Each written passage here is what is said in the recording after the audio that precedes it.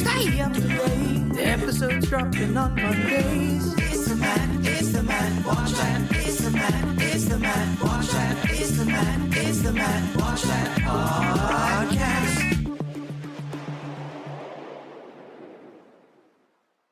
Hey, you're listening to the Matt Watch That podcast, the place for reviews, rants, and randomness. I'm your host, Matt Seroski, filmmaker, film fan. Each episode, I'm going to watch a movie or TV pilot that I probably should have seen but never got around to. It could be a recent favorite, critic's choice, or cult classic. Everyone can join in on the fun. Follow me on Twitter, Instagram, and Facebook at Matt Seroski. You can subscribe to my YouTube page where I'll post videos and clips from the show. If you have any opinions on what I've discussed or suggestions as to what I should see next, use the hashtag MattWatchThat on social. Before we start, I didn't have much to talk about this week, so I decided to pay homage to a horror movie icon, Vincent Price. He was born and raised in St. Louis, Missouri, but if you're wondering where he got that hoity-toity British accent, he did attend the Courtauld Institute of Art in London, studying for a master's degree in fine arts. But while there, he was drawn to the theater, and started to appear in plays. But he found his greatest success on the big screen in horror movies. And the list is extensive. The Invisible Man Returns, House of Wax, The Mad Magician, The Fly, its sequel, Return of the Fly, House on Haunted Hill, The Tingler, great movie that I've never seen, but I bought the Blu-ray, have to watch it, The Bat, House of Usher, Pit and the Pendulum, Tower of London, The Raven, The Mask of the Red Death, The Tomb of Ligeia, The Abominable Dr. Phoebes. But he did appear in other genres. In comedy, he starred in Dr. Goldfoot in The Bikini Machine and Dr. Goldfoot in The Girl Bombs. For dramas, he appeared in Laura and Edward Scissorhands. He even starred in a family film. Yes, that's right. He provided the voice of Professor Ratigan in The Great Mouse Detective. He also appeared on the boob tube in episodes of Batman as the villain Egghead, and had a very funny appearance on The Muppet Show. But for my generation, he was probably best well known for his contribution to the song Thriller. I will admit, when you watch that video, and it has that spoken word sequence, and then Michael Jackson turns around with those yellow eyes, and Vincent Price does that laugh, it scared the hell out of me. I don't know any child my age who wasn't scarred by that. On to the main attraction. Each review will end with a ranking out of 5 stars. 1 star is skip it, 2 stars watch at your own risk, 3 stars standard fare, 4 stars worth checking out, and 5 stars must see. Now if I give a title 5 stars, it doesn't mean I'm comparing it to Casablanca, Jaws, or Seinfeld. I rank titles based on other movies or TV series in that genre and at that time period.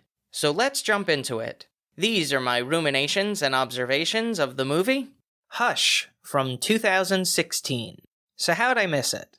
Well, I hadn't really heard about it, and it wasn't released in theaters, to my knowledge, so it just got lost in the shuffle of all the other stuff offered on Netflix, which is the trouble with all these streaming services. But when I started to get into other projects by Mike Flanagan, I knew I wanted to get around to this one. As mentioned, it was directed by Mike Flanagan, who helmed Absentia, Oculus, and Before I Wake. He moved on to television with The Haunting of Hill House and The Haunting of Bly Manor. He's probably one of my new favorite directors, always seems to make the right choices. He tends to do the slow burn, but creates a lot of suspense from that. I really like the way he frames shots and does movement with the camera. The screenplay was written by Mike Flanagan and his wife Kate Siegel, who also stars in the movie as Maddie. She was born and raised in Silver Spring, Maryland, graduated from Syracuse University. She appeared in The Curse of the Black Dahlia and episodes of The Ghost Whisperer, Numbers, and Castle. She starred in Oculus, and has since collaborated in all of Mike Flanagan's projects. This is something to look out for. The book Mr. Mercedes by Stephen King is visible on a shelf. Mike Flanagan would go on to direct Dr. Sleep, the sequel to The Shining. The writer speaks glowingly of this film and encouraged people to watch it. The movie begins with the introduction of successful author Maddie Young. When she was 13 years old, she contracted bacterial meningitis. She suffered hearing loss and temporary vocal paralysis, which became permanent after complications during surgery. She's currently living in an isolated cabin in the woods. Maddie is preparing a meal when her friend Sarah visits, returning her latest book, Midnight Mass. She compliments the author and talks about her favorite characters, Erin and Riley. In a bit of fortuitousness, 5 years later, Mike Flanagan would turn this title into a miniseries for Netflix. Sarah asks about her writing process, and Maddie mentions that all the possible outcomes play in her head like a movie with many endings, and a voice inside her head eliminates each until the right one remains. Their conversation is interrupted by the smoke alarm, which has a piercing sound and a strobe light effect. Maddie explains that it's so loud so that she can feel the vibrations when she's sleeping. It'll wake her up. Sarah takes out the burnt roast from the oven and invites Maddie over for dinner. She declines because she has to work on her latest novel. After her friend leaves, she opens up her computer and stares at the pages of her novel, Sweetwater, flipping between the multiple endings. As she attempts to work, Maddie receives a text from her ex-boyfriend, Craig. They've been apart for about a year and she deletes it. Then, in a moment of weakness, she decides to FaceTime with him, but abruptly ends the call. He immediately calls back, but she slams down her laptop. Maddie goes to the kitchen and cleans up when Sarah pounds on the side door in distress. She's shot with an arrow from a crossbow, then stabbed by a man in a lifelike mask. His attention turns to Maddie, who is unaware of what just occurred. The man disposes of the body, then slowly enters through the back. When he's about to attack, Maddie receives a FaceTime call on her computer from her sister Max. As they're communicating, the man takes her cell phone, and Max believes she saw something move in the background of Maddie's house. She says it's probably the cat who escaped. After their call ends, she tries to find the cat, enticing it with food, but quickly gives up and leaves the door open. She grabs her laptop and receives an image, curiously from her phone. She opens up the message to see the attachments are a picture of her inside the house. Hush was a very effective suspense movie. She's trapped in a house, no way to contact the outside world. It's her versus the man. A perfect atmosphere for this type of movie. But I do have to ask, has anything good happened in a cabin in the woods? Why would you do that to yourself? Haven't you watched movies? Anyway, this was a Blumhouse production. I'm not sure if you've seen the new logo, but it's really cool.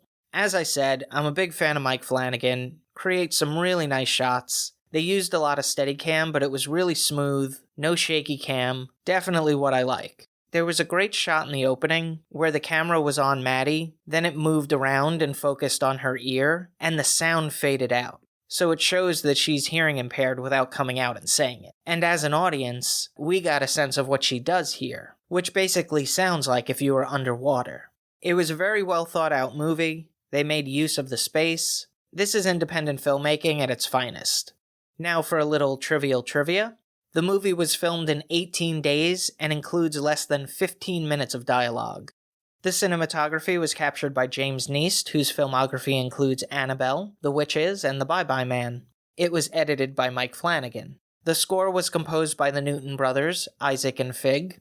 Oh no, the band is comprised of John Andrew Grush and Taylor Newton Stewart. They are not brothers, joining the ranks of the Doobies and the Righteous.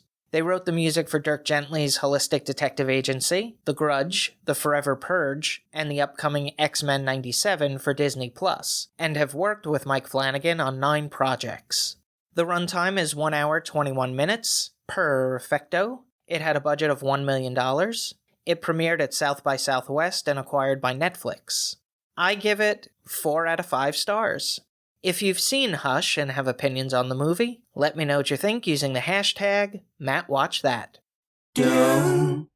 Moving right along, each episode I'm going to post clips that I think people should watch. It could be movie trailers, music videos, interviews, or something completely random. Search for my YouTube page and there will be a playlist called Matt Watch That Playback. Mel Brooks has written and directed some of the funniest movies. Blazing Saddles is hilarious, despite how politically incorrect it is now. Well, hell, let's admit, it was politically incorrect back then, too. The Producers is amazing, and went on to become a very successful Broadway show. Spaceballs is probably his most famous parody, mostly because of the juggernaut Star Wars was, and continues to be. But there's something about Young Frankenstein that continues to tickle my fancy.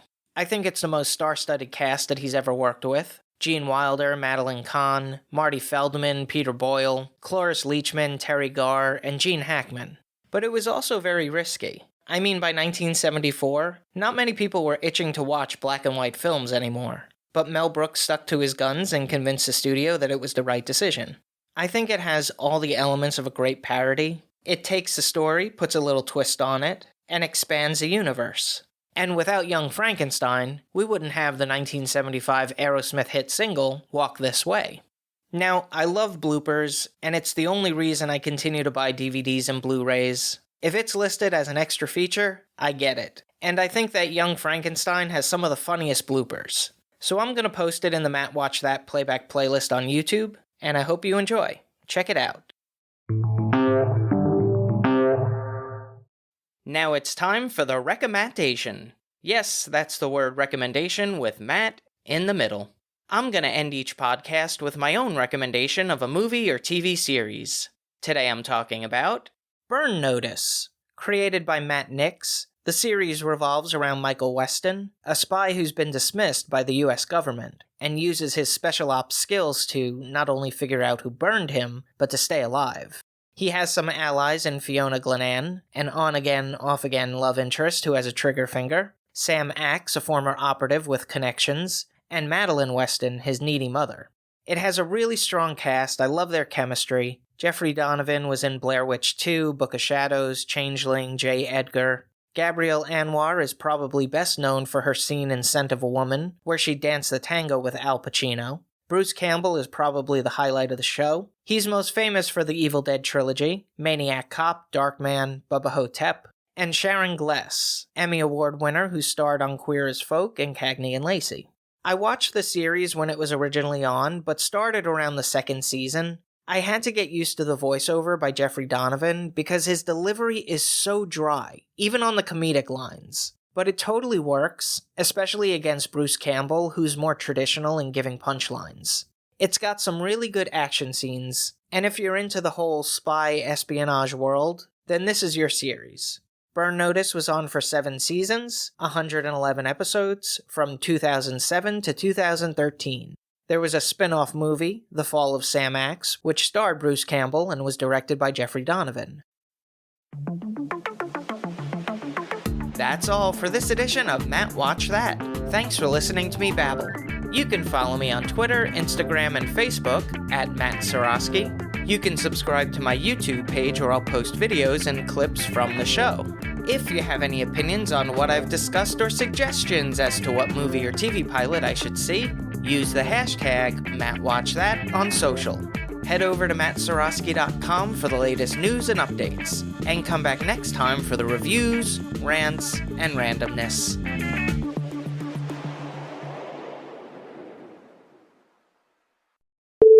She was born and raised in Silver Spring, Maryland. Ugh. She appeared in The Curse of the Black Dahlia and episodes of The Horse Whisperer.